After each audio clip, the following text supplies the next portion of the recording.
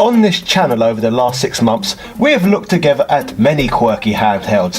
The Sega Game Gear in New York, the Virtual Boy at the Grand Canyon, the Neo Geo Pocket Color in Bangkok, and even the Sega Nomad in boring bloody Delaware.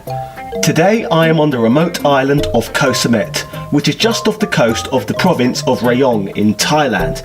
This archipelago, full of sandy beaches and picturesque woodland, has actually been declared a national park. So to be frank and honest with you, apart from getting to live the life of a real-life James Bond villain, there isn't a whole lot to do here. I feel like I need to get myself a swimming pool built or something, with sharks with frickin' laser beams on their heads. Throw me a frickin' bone here. But until that day comes, I'll have to entertain myself with this Wonderswan I brought to the island with me instead. Yeah! Let's start by taking a look at the system's development history of this often overlooked piece of hardware. The Wonderswan was released by Bandai. Bandai was originally founded in 1950, and in their early days they were mostly responsible for manufacturing toy cars and plastic models. However, the name Bandai roughly translates as eternally changing, and by the time the 1980s came around, they were manufacturing hundreds of different LCD-based handheld games. These LCD games were often based on popular television shows, and this soon led to Bandai manufacturing toys and action figures for franchises such as Astro Boy, Digimon and Gundam. Bandai's biggest achievement of all though came in the late 90s when they launched their now extremely well-known series of Tamagotchi virtual pets. Back in my school in 1997, every bloody child in the playground had one of those. I think mine bloody died though.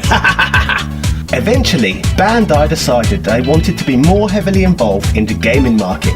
At one point in history, there was rumours of the company doing a merger with Sega. However, sadly, this obviously never came into fruition. Something Bandai did manage to successfully do though, was sign the famous Gunpei Yokoi to their company's books, which was a huge deal for them at the time. Gunpei was a former Nintendo employee who created the Game & Watch series, and most notably of all, he was the man who originally designed the Game Boy. So this gentleman was literally the godfather of handheld gaming. Not the whole of Gunpei's career though with Nintendo was a blazing glory, because Gunpei was also the man to invent the bloody Virtual Boy. I may love that thing, but being a commercial failure and all, I doubt Nintendo were best pleased with the product. Before Gunpei moved on from Nintendo though, he did leave them with a parting gift when he designed the Game Boy Color. With Gunpei's new job at Bandai, he began development of the Wonderswan, a piece of hardware designed to go one-on-one and compete with his very own creation, the Game Boy Color. When I referred to this man as the godfather of handhelds, I certainly wasn't exaggerating. Sadly though, the man never lived to see his handheld duke it out, as he passed away tragically after being involved in a car accident.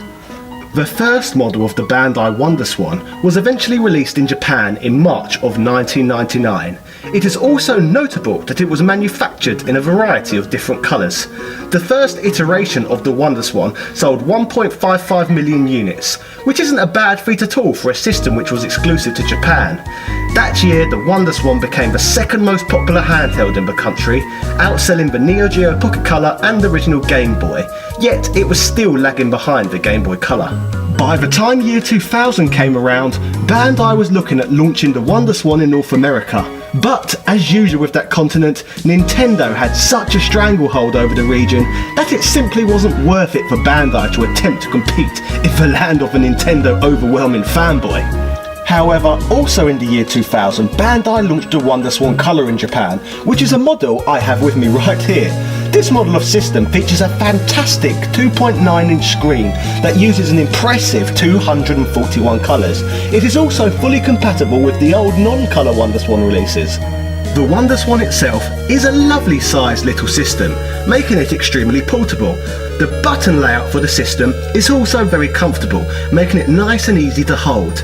An interesting feature of the Wonderswan is that, like the Atari Lynx before it, the handheld features 2 sets of controls for both horizontal and vertical play. This is basically so that games like Magical Drop can be played in portrait mode rather than landscape mode. The picture is clear and sharp, and is in fact superior to that of the Game Boy. One of the most impressive features of all though for this little handheld is the battery life. you can get 20 hours out of this thing from just one AA battery. So you won't be having your plane journeys ruined by playing this thing like we had once with the Sega Game Gear's embarrassing battery life back in the day. In my video about the Neo Geo Pocket Color a few weeks back, I mentioned that you could link it to the Sega Dreamcast via a link cable. The Wonderswan also had a similar capability. Bandai once showcased that the Wonderswan could link up with the PlayStation 2 in a mode known as the Wonder Wave, although no games were ever actually released that supported this function. Net access through a mobile phone network was also possible with a Wonderswan. However, ultimately, this, like every other handheld gaming system in history, soon had an untimely demise when it got completely demolished in the sales by the launch of a new Nintendo handheld. In the Wonderswan Color's case, it was of course the arrival of the Game Boy Advance. Overall, the system was never an outstanding success sales-wise, but during its life cycle, Bandai did a fantastic job of releasing a good portion of decent games for the platform, many of which were Bandai's own software. So with that said, let us take a look at some of the games in the Wonderswan's library. Yeah!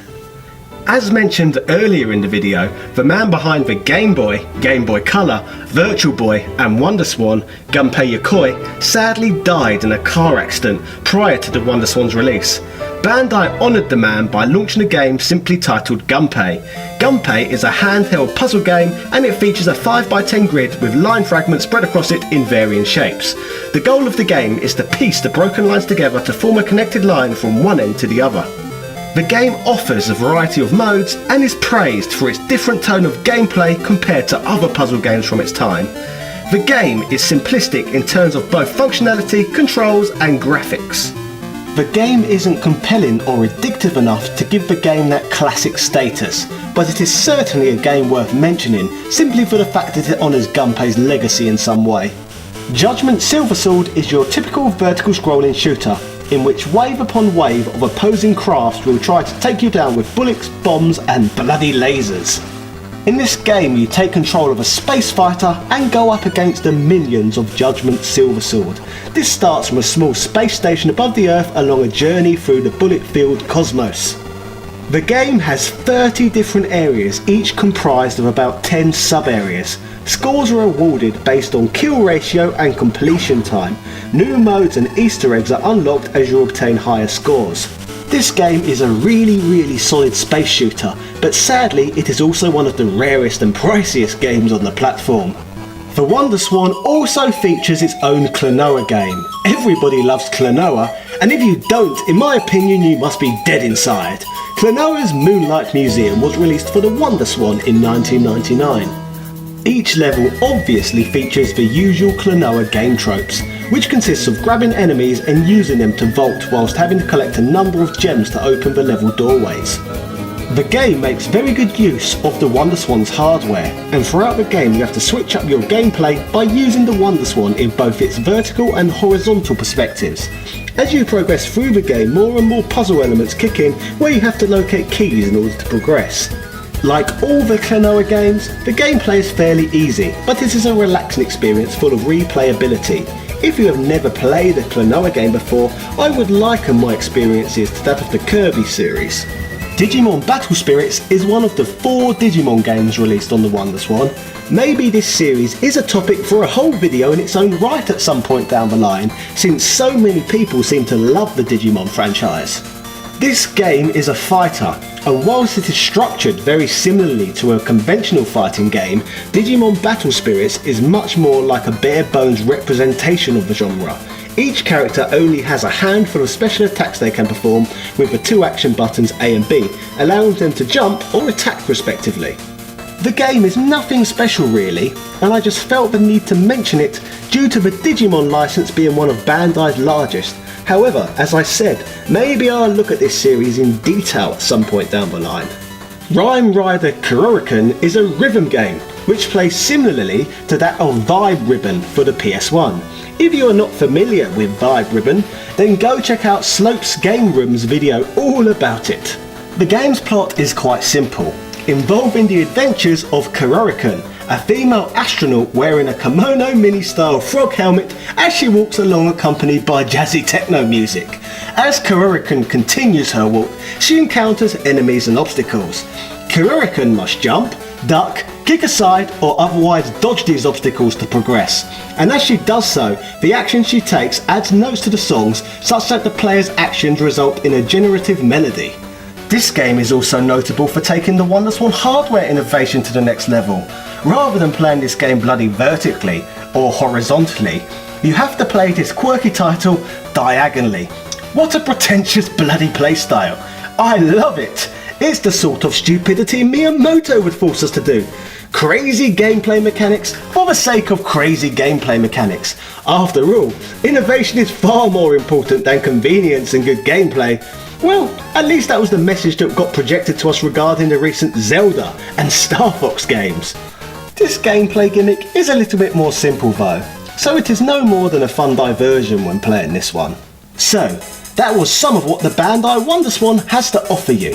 I hope today's video has given you a good education. To this day, Bandai remains a successful company and continues to manufacture toys for all sorts of franchises, whilst continuing to create many titles for the video game market. The Wonderswan is an interesting piece of gaming history. It has all the features necessary to make it a decent handheld, and features a decent library of games which is well worth exploring.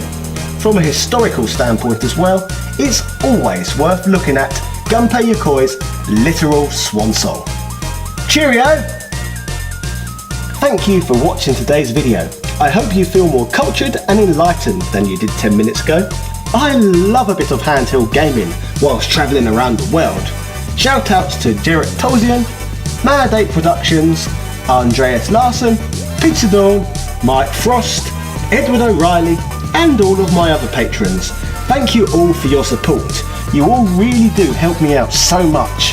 Yeah! Ta-ta and farewell.